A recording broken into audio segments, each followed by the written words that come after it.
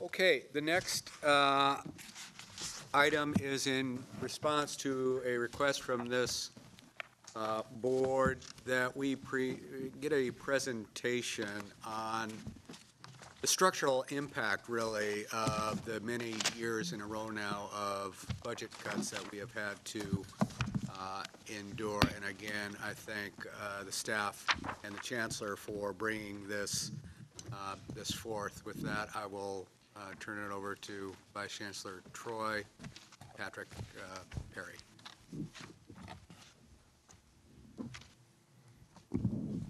Yes, thank you. The looks like the projection system is warming up here. As noted by Board President Himmelstein, we, Vice Chancellor Perry and I have put together, I'd call it a little bit of a snapshot of how did we get here? What cuts have we sustained? What, at a statewide level, what do these cuts mean on enrollments? What do they mean on course offerings? There's probably 1,000 different stories we could get from students. There's probably 112 different stories we can get from each campus about what these cuts mean. But we think we can give you at least a nice state overview at the 30,000-foot level of. Excuse me, 1 second, Dan, could you either speak up or could we turn up the volume on the speakers' microphones, please? Is that okay? Better. Okay.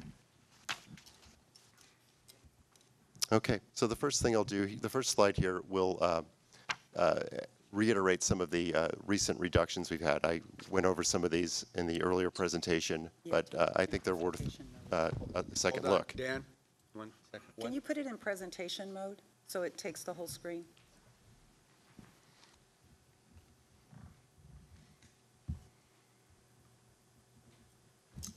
Thank you.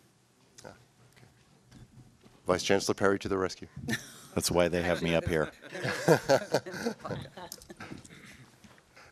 As I mentioned earlier, in 2009-10, we took a more than $500 million cut. The big hit there was the $300 million cut to categorical programs that we sustain to this day. Additionally, there was a cut of close to $200 million in our general apportionment, and we saw student fees rate go up from $20 to $26 per unit. In the 2010 year, we did receive $126 million in growth funding, which was not enough to restore the cut from the prior year. We did not receive any new categorical money from that year. We did not receive a COLA. In the 11-12 year, we received a cut that works out to almost, a little bit more than $300 million. No categorical restoration, no COLA.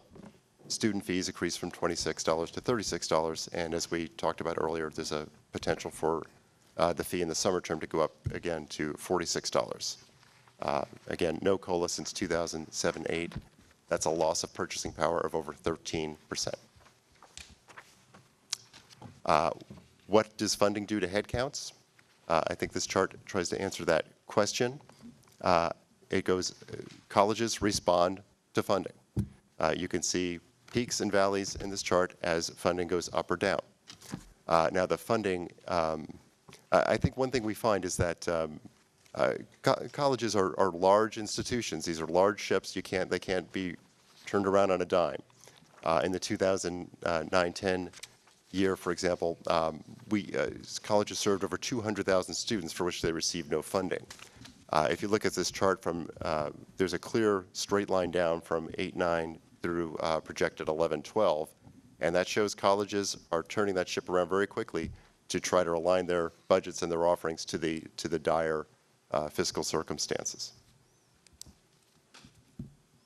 Similarly, we see a reduction in course sections over time. We go up and down depending on the funding. The numbers here are not quite as sharp, I think, as they are for the head count charts, because one thing colleges do is they increase class sizes as time goes on. Here's a snapshot of some of our larger course section areas per FTS and how the reductions have been meted out at that curricular level. I think the statewide average is about 4%. You can see that highlighted in pink. I think some of these courses we've seen are consistent with the direction we received in the budget, and that Chancellor Scott has been very strong about emphasizing that to the extent possible, we want to protect transfer courses, career tech, and basic skills. You see physical education is one of the big losers in our chart, as is cosmetology. There are some troubling signs there, though. Economics is being reduced more than average. Construction crafts, too, though I expect that may have something to do with how expensive those courses are and the slow building. That's trends that are going on in our economy right now. But anyway, this was an interesting snapshot about the course reductions that the budget cuts have forced. Here we look at the relative funding over the last few years for the three systems of public higher education. You'll note that our trend has been consistently on a slight downward bent since 07-08. That was largely true for the other institutions as well until 2010. And obviously the story there is that those systems can raise their fees. And we need the legislature to do that for us. And they have indeed been raising their fees precipitously. I included this slide as an example of where the state funding priorities have gone in recent years. As you can see, higher ed has lost a lot of ground in recent years to corrections. I think I've thrown a lot of numbers at you over the last few minutes. I think I'll throw one more if you bear with me.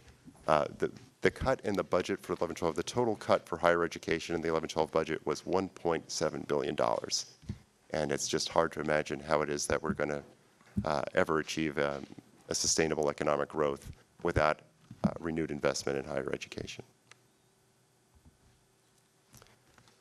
Here's some bullets on details of how the cuts have hurt students. As I mentioned, we've seen course sections reduced by anywhere from 5 to 15% in most colleges. And by the way, a lot of this information comes from, some of it comes from MIS, some of it comes from surveys we've done over time to our campuses. We've seen a major increase in class waiting lists. In the 9-10 year alone, we identified over 140,000 students who are not able to enroll in a course. We think those numbers have grown since then. As I mentioned, average class size has increased from 29 to 31. I believe that's from 9-10 to 10-11 year. And we've seen almost not quite the disappearance, but we're getting there. Summer sessions have decreased by, I believe, over 30%, and winter intersessions are not quite eliminated, but getting there. These are very rare. It's very rare that those courses are offered now. In terms of some other district reductions or ways they meet the budget reductions, 97% of the districts we surveyed have reduced adjunct faculty. Some districts have imposed layoffs and or furloughs on classified and management staff. Districts are spending down the reserves, which is a very limited approach. That you cannot continue to do that in a sustainable way. And we have a backlog in deferred maintenance, which was always an underfunded item in state budgets anyway. But we've got a backlog of at least $1 billion. And with that, I'll turn it over to Vice Chancellor Perry for some more detail on enrollments.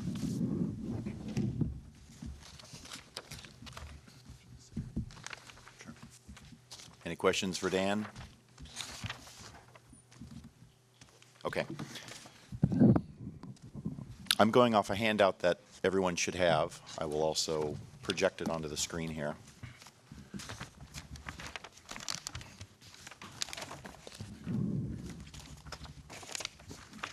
So what I'm going to be showing you here today is it's actually twofold. You get a double report here. One, it's more drill down of what Dan was talking about, the effect of volatile budgets over time. And I've gone back in all of my charts here and given you a snapshot of the past decade, of which we can see a cycle of budgets for the California community colleges.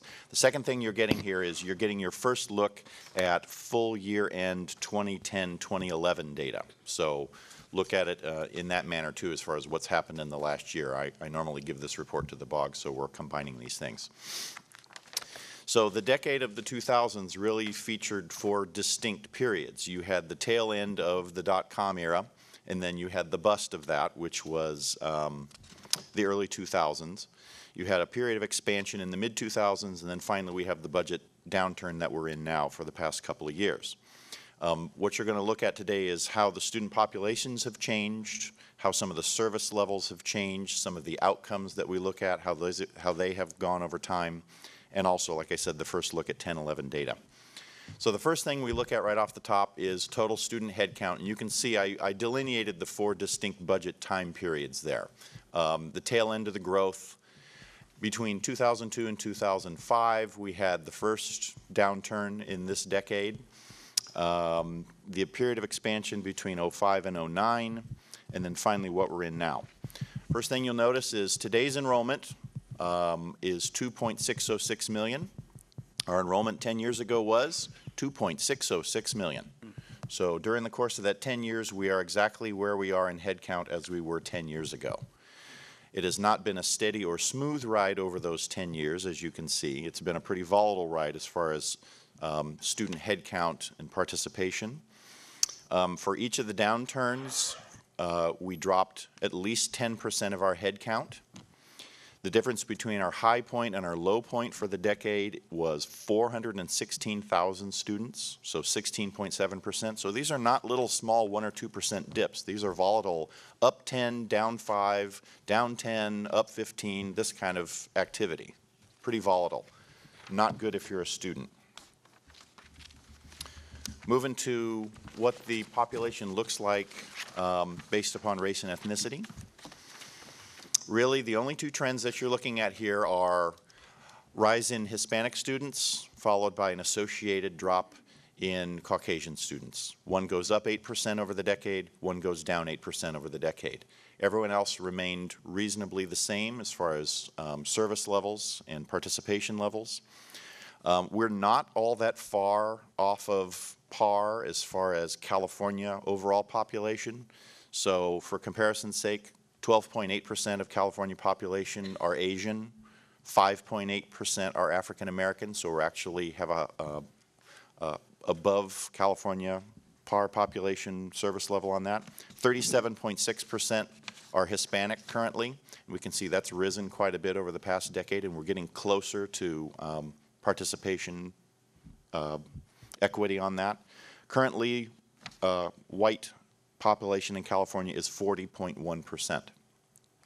Now, this doesn't take into account the participation levels in the other segments of higher ed. This is just our service segment, and the other segments of higher ed, CSU and UC, do not serve the same distribution of students that we do. So overall higher ed participation is much different than this, but we are servicing California's ethnicities pretty well. On student gender, this is something that hasn't changed a whole lot over the last decade. In the past couple of years, male students have started to come back to our system. They had a low point there in the middle of the decade, but they are now coming back somewhat. Student age, however, has changed quite a bit. And what it's showing us here is that we are now beginning to look more and more like a traditional institution here. Four-year institution. We have dropped quite a bit on special admits, which is your less than 17-year-old group. We have lost quite a bit of 35 and older, and all of the gains have pretty well gone back into the 18 to 24 group. So we're looking more and more traditional over time. We're almost half of our population is in that 18 to 24, and they actually generate a good 3/4 of our FTES, is that group. In an associated metric here, you look at student goal. Far more students are now declaring themselves as degree seeking.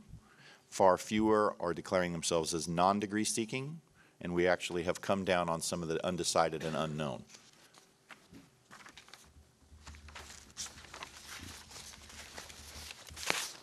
When you have a population that is more degree seeking and in that 18 to 24-year-old range, they tend to be retained in the system more.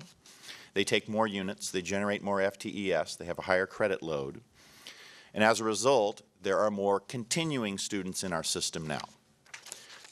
Continuing students have first enrollment priority. they get the classes first, and as a result, they take up more of the available FTES, leaving fewer and fewer FTES open for first-time students and the special admit students. So those two have gone down dramatically over the course of the past decade. Our continuing student population, that 44.3, is the highest it's ever been. So a lot of students inside the system now, continuing on. There are some bottlenecks as far as getting out of the system and transferring to CSU, things like that. So they are kind of stacking up, and it does affect our first-time student populations, which is the next chart. You can see that Patrick? since our, yes. Does that also speak to the real reduction in access to the CSU and UCs as well? And that- Absolutely. Yes. Yeah. If CSU is down 12,000 transfers from their peak of 2 years ago. And so if 12,000 of our students can't move across that line, they're going to stack up on our side. So clearly, the policy implications have been, the state, through their mechanisms, have been pushing students into the community college system. Yep. Absolutely.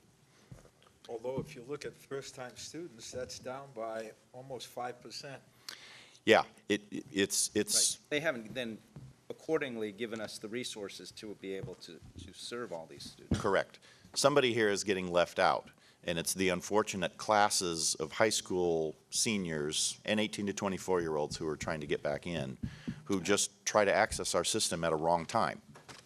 That is one of the reasons why in our Student Success Task Force, we're looking at priority enrollment, because we feel that if students, say, students who are in lifelong learning, taking, tennis for the 8th semester, they get to be counted as continuing students, and they take up space. And we're asking the question, does it really make sense for those people to have priority over first-time students? Also, we're asking the question as to the student who isn't making progress, who has perhaps taken, we'll say, enrolled in 120 units and only completed 30. What about that student? Is that student deserving of a first place in line over somebody who just graduated from high school? So those are some of the tough questions we're trying to ask now. And we are having to face the reality that enrollment in California community colleges is rationed. We don't like that, but that's the truth. And if it is rationed, should it be rationed in a more systematic and sensible fashion? So I just throw that out too. And part of this, of course, is part of our Student Success Task Force has been greatly informed by Vice Chancellor Perry and his adroit furnishing of statistics to us that really tell us what's happening. Member Baca, did you want to? Well, maybe it requires isolating this a little bit more, but the age group 18 to 24 shows an increase over 3 years. So that seems to somewhat contradict the first-in transfer. What can you comment on that? So when you look at who was left out here and who no longer accesses the system, some of this are the students 35 and older, okay? And this does come down somewhat to curricular priority. If you are growing in 18 to 24-year-olds, but you're fewer first-timers, and this is the one group that is declining, you also have special admits who are a group in decline.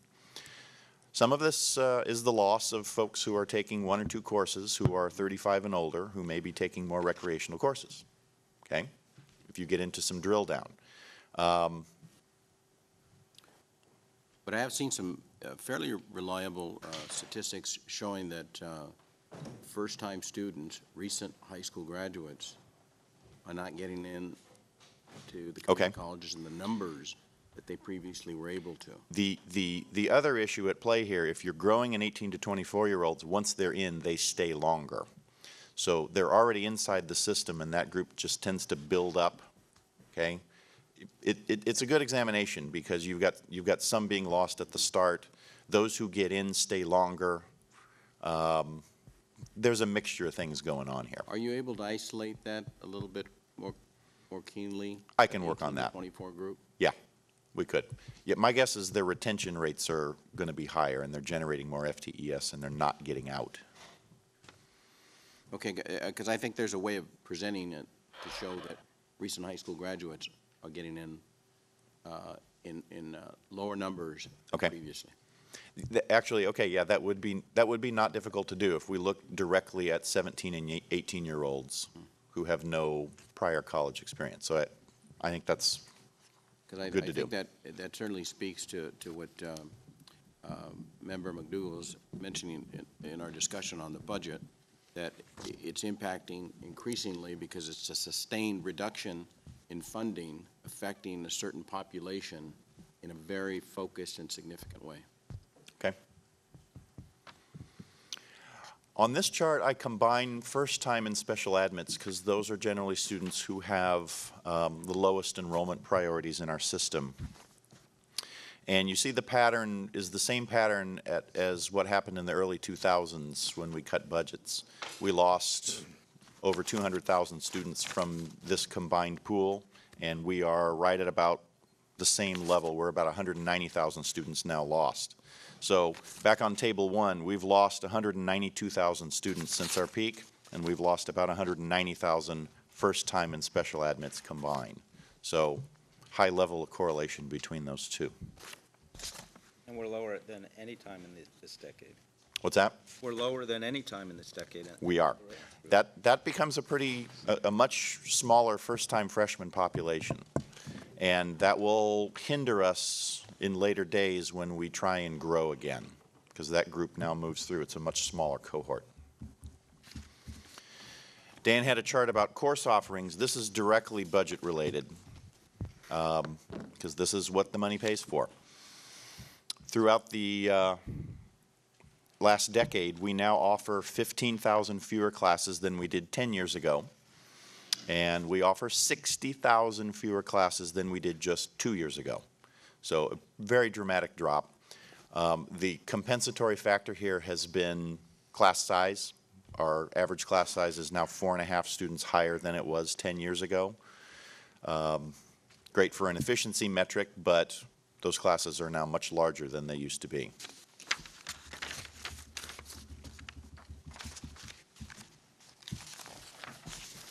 FTES is the actual workload metric. So 10 years ago, we generated about 961,000 credit FTES. Last year, we generated 1.235 million. There's some compensation as far as reduction of non-credit FTES, but overall, in the past decade, our head count grew by 0, and our FTES increased by 265,000. So this shows, you know, more traditional population, more retention, generating more FTES each student. Personally, I'm not sure how we're paying for all this, but we are generating a lot more FTES than we used to. We dropped only 1% from the prior year, so I know there's a lot of workload going on out there.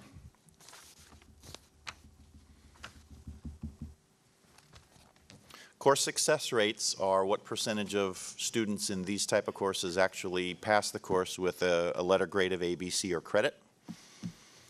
And you will notice that every single one of these has gone up by at least 2 percentage points in the last decade.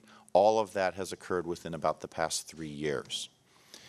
I'm not quite sure how to tease this out, whether this is supply and demand effects, whether this is the type of students we're now serving. How much of this is due directly to our system initiatives and just overall better work by the system? The one that has increased the most here is basic skills, and you would think that would be the one that is hardest to increase, but basic skills course success rate has increased 4 percentage points over the last decade, and that's actually a quite striking number. Everything else is up by at least 2 percentage points. So this may not translate into additional volume because we have fewer head count, but more students are passing the courses that are available. And then finally, annual volume of awards. These are the annual number of awards that are conferred by our system. Since this is a figure that is, consists of students who are in many different starting cohorts, this number is not nearly as volatile as head count. So over time, this is reasonably smooth. And it has been going up when you have a greater proportion of degree-seeking students. That compensates for some of the loss of head count here. And over time, this number has been going up. It's gone up 26% over the past decade. Okay? Dan, what is a non-credit award? Barry, you want to answer that one?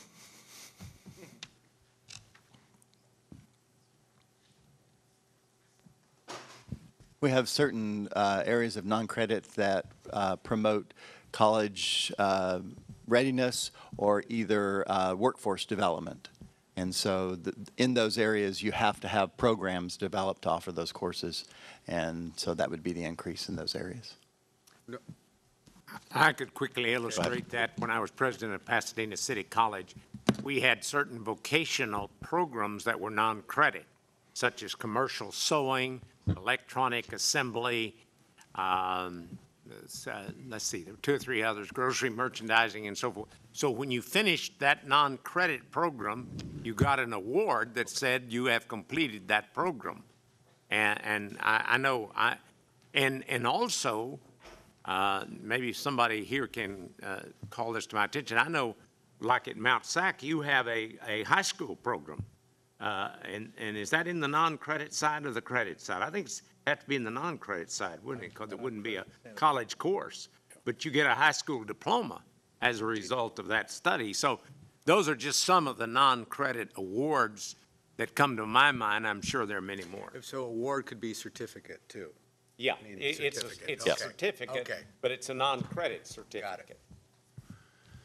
So really, in keeping with Jack's statement, we do the best we can with the money we have. There is somewhat of a story to be told with this data over the course of the past decade. System has made some progress through some volatile times. There's been a certain refinement of the student populations and some of the outcomes, but the participation rate over time has been very, very volatile, and it's quite inequitable to students who just happen to be trying to access our system at certain periods of time. If you get out and we're growing, then that's wonderful. If you're coming out of a high school class and we're shrinking, it's very, very difficult. Questions or comments from board members? Member McDougall? Patrick, again, when you present a report such as this, it's a lot of data to receive at one time, and it's always difficult to distill it and get the most meaning from it. But if I were to highlight one understanding that seemed to come to me, is that for the last 2 or 3 years, we have severely or significantly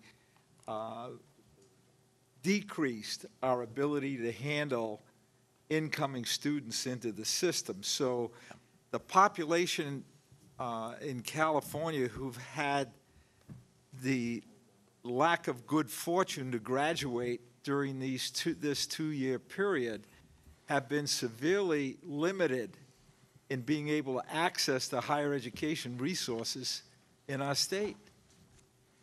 I mean, that seems to be the most significant outcome. And it's a recurring pattern. It's the same pattern that happened in 92, 93, 02 to 05, and currently it's very predictable.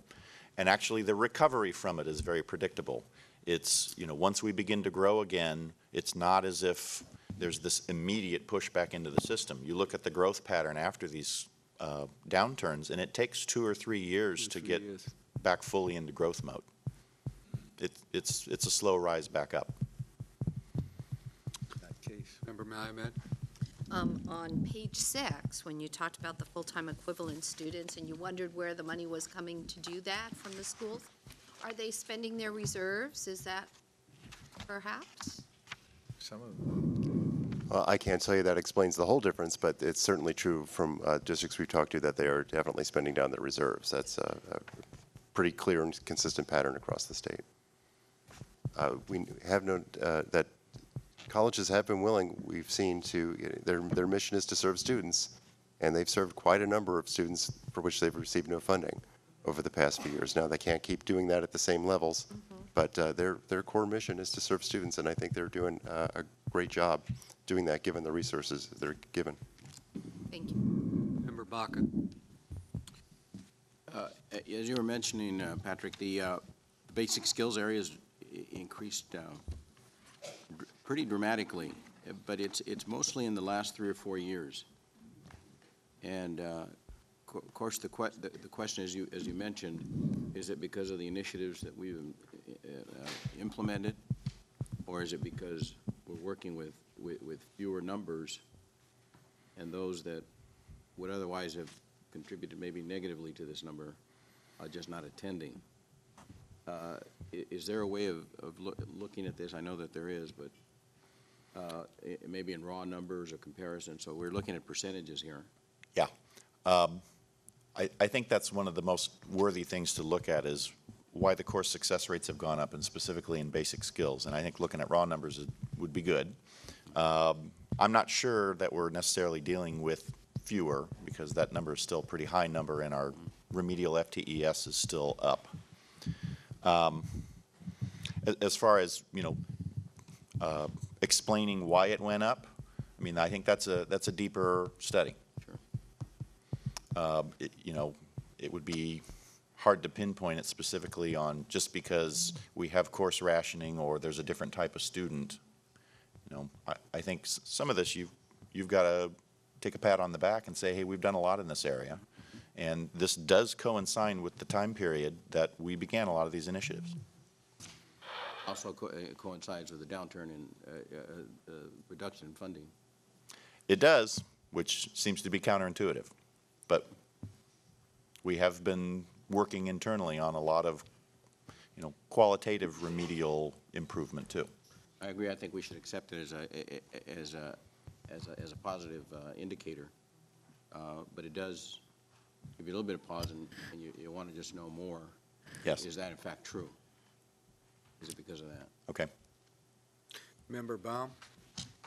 First, thank you for the report, both of you, and it has been painful over the last several years, and it is alarming to say we're losing students and what's happening to them, and you just feel for that. But at the same time, I've got to say that I look at this report and I see that it's not, that there is some improvements in the system, and what I expect from the Student Success Task Force to come, that over the last 3 years through policy, through the work of the system, through leadership, I think we're going to come out of this with a system that's actually better, stronger, and more effective, and better serves the needs of the state, and so that the students will be, the adoption of SB 1440 and getting that transfer program is going to be better for the system, and then we will not see so many enrollments, but we will see more degree completion, and so I think there's a lot of signs for hope.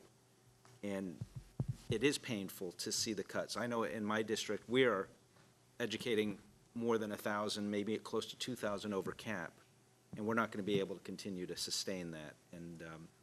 But we do want to serve the students who are motivated enough. And so there's signs for hope. I think we've demonstrated through the system that we're working together with through staff and in partnerships with districts to create those efficiencies and attack the issues that need most attention, like the basic skills and others. And so I do think, even though it seems alarming, there's a lot of signs for hope in this, and so I appreciate that. Member McDougall?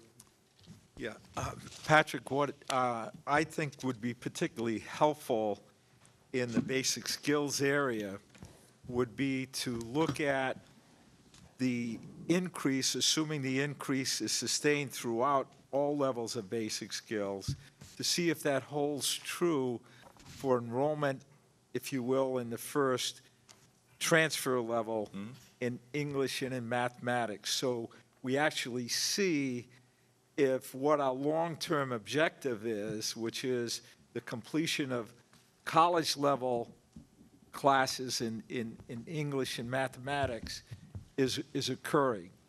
Because this is just a gross figure. It's a very encouraging figure, obviously, but I think it would be helpful to know a little more about that. Okay, I would agree. Other comments from board members? Okay, one thing, Chancellor, maybe I'll ask this of you. I think Member McDougall makes a good point that one of the leading indicators here or findings of this is the dramatic dramatic, I would say, effect on first-time students. And I'm wondering if we would take that or a couple other pieces of this report. I mean, I know it's not like we are communicating with the legislature and the governor, and we all know about the economics and budget, but are there pieces of this information that we ought to be distributing more widely? Or how could we use this in a way that could potentially, benefit our system? I mean, I want to be wary of hand-wringing and that, but. Well, there are two implications of this, I think, of change of policy. One is to look at enrollment priorities, and I've said this over and over again. Normally, we've left this strictly up to the local college, but this is such a system-wide problem that many colleges have already begun to change their enrollment priorities and tried to look at some of the groups that, even though they're deserving of attention, aren't deserving of as much attention as the recent high school graduates. So we will look at enrollment priorities as perhaps a system-wide change. There needs to be also curricular change. And what I mean by that is a message that I've been saying over and over again, and that is reduce your avocational courses and increase your courses that have to do with career technical education and transfer education and basic skills.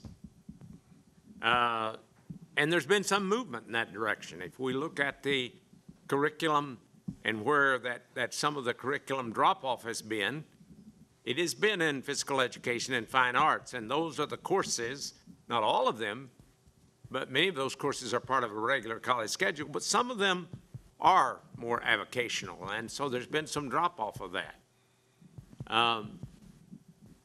Whether that would deserve even a stronger policy hand or not, we'll have to look at. So I think those are implications, but what I guess I've used more than anything else is what I call the bully pulpit.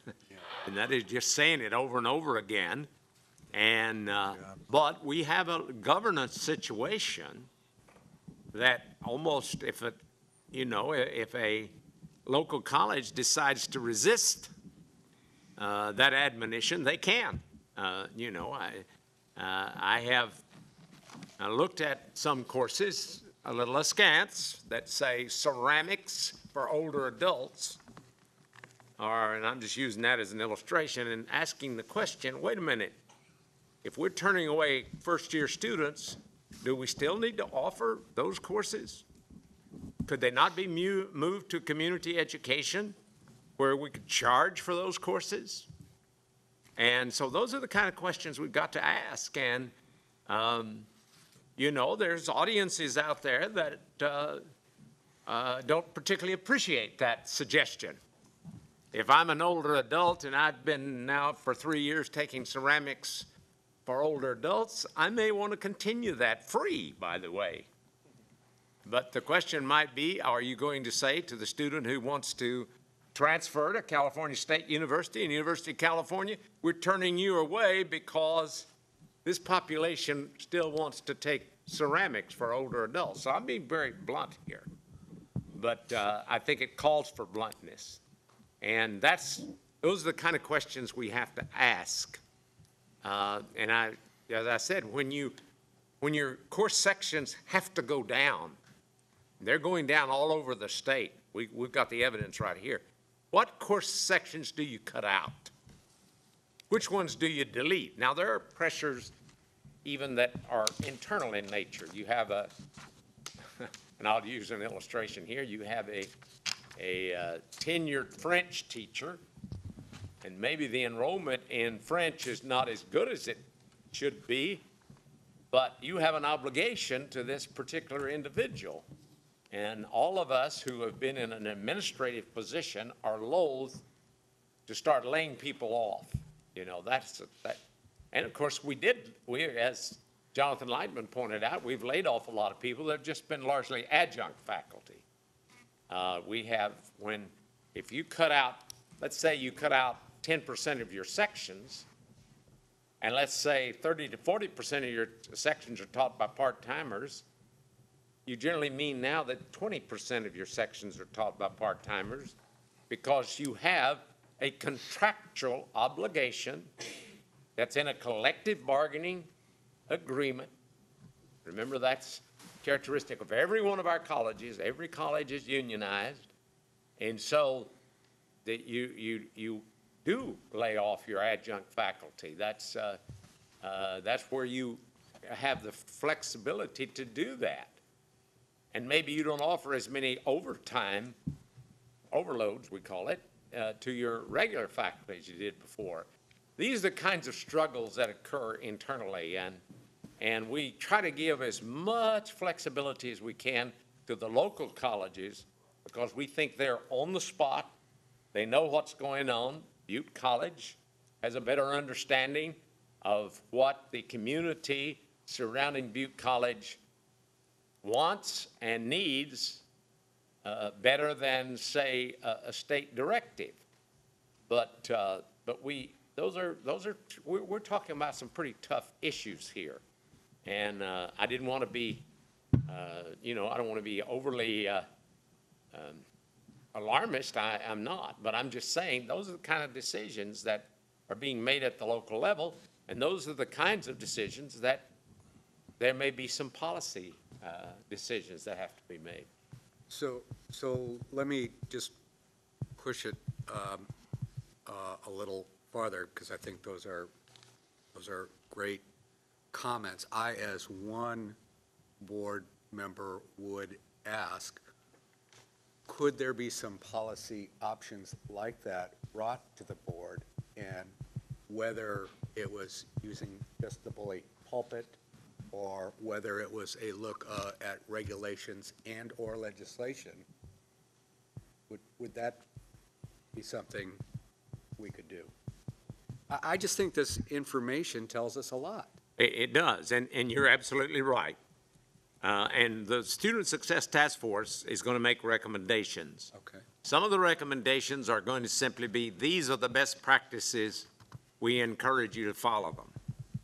Some of the recommendations may call for regulation change that the Board of Governors can do. Some of the changes may require legislation. If you recall, we're all talking favorably about Senate Bill 1440. That was legislation.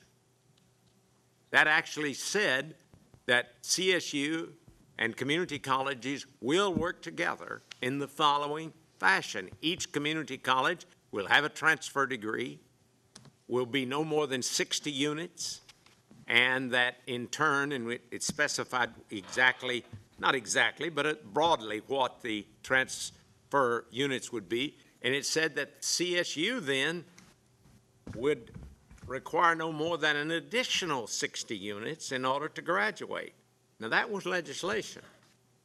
And, we don't want to get the legislature into the business of completely prescribing every little detail, but occasionally there's a lot of things that we already have to live by that are legislation.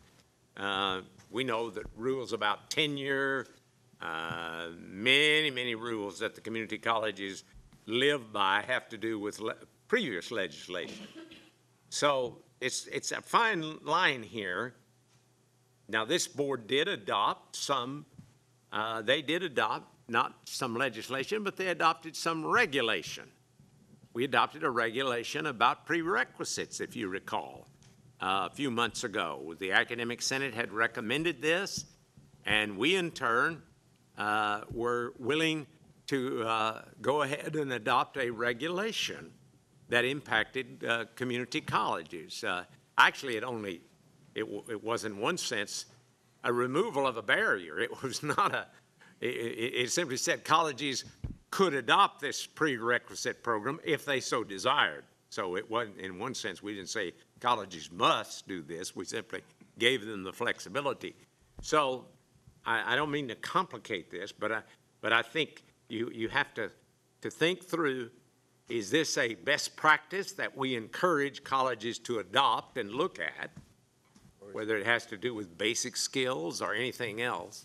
Is this a regulation that we would like to bring before the Board of Governors, a policy that already exists but can be tweaked or amended? Or is this something that is going to have to be legislated? Now, in a short time, Vice Chancellor Garcia will talk to you about legislation that was adopted this year. 2 bills that we did sponsor and are excited about have to do with e-transcripts and have to do with common assessment. So that was legislation. And occasionally we get in the business of trying to stop legislation that we think is harmful to the community colleges. So I hope that isn't too lengthy a response to a short question. What was the answer? Well, it was just like that. Yeah. Member Maggman. For example, could I make a motion that no college offers ceramics for seniors? I mean, just as an example. We would have to, I think we wouldn't want to just pick one course, and I know I'm Well, why don't we say no courses for seniors? Well, I'm that just saying, I mean, we are in dire times, and we don't want to see dollars spent for enhancement classes. Yeah. You've already made your suggestion. Is that something that the board could do? I'd have to study that, frankly. I don't know the degree to which we have control over curriculum. I will tell you that back in the 80s, there was something called a hit list that was passed by the legislature that said that community colleges could no longer offer these courses. Oh. And it included, I remember one course that became rather famous was basket weaving. Oh. And there was a conversation occurred between Jerry Hayward, the chancellor at that time, and Jerry Brown, who was the governor at that time. And he said, are the community colleges bobbing and weaving? And he said, we may be bobbing, but we're doing a lot less weaving. So yes, now that happened. And I would say that that's not that in this difficult time, you know, we may have to look at things of that nature that really do sort of say, well, these are scarce state resources, and we can't simply use them in manners that is not, you know, in the best way. But anyway, I'm just throwing. I'm not recommending anything. Let me be real frank here. I'm simply saying, here, there are curricular issues, there are enrollment issues, there are ways in which we could there's some wonderful best practices out there. Unfortunately, they're kind of isolated. It'd be wonderful if we can put together, why don't you look to X college as an illustration of how to do Y?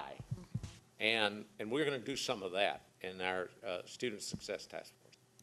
I just want to say one thing, but I do think the evidence clearly shows districts are reducing those schedules and taking those courses off the schedule. So I think that would be a discussion we would have in an extreme situation, but I think the districts are getting the message and making those reductions right now. And I think the evidence shows that. You're right. Member Davis-Lyman. Thank you. At almost all the colleges I know, there are some very fine best practices that either they've had a long-term record of having these best practices around curriculum, around reduction of courses, and very thoughtful conversations, gut-wrenching but very thoughtful conversations are going on now and have been going on. at the colleges, often involving, and most times involving, the faculty. And they're making tough decisions on what courses we can offer, we can afford to offer, what courses are needed for the integrity of our programs so that our students can get those certificates, that students can be successful in the areas and why they came to us. And so I think it would be very scary if we start saying, well, we're going to pass a motion, we're not going to offer this kind of course, because very thoughtful and ongoing conversations are happening right now at our colleges. And they are gut-wrenching, but they are very thoughtful conversations. And faculty are prioritizing the kinds of courses that can be and should be offered under the constraints that we have monetarily now and our students' needs. So I agree with the Chancellor that this is something that needs some thought and more conversation and some research. Member Hawkins, did you? No, okay. Yeah, I would agree with that statement and hope we could bring back that discussion, and maybe it's somewhat complicated by the Success Task Force, because that probably should be our priority, but I don't want to lose your thoughts. Okay, I am going to call a short break. If we could be back in 6 or 7 minutes, that would be great.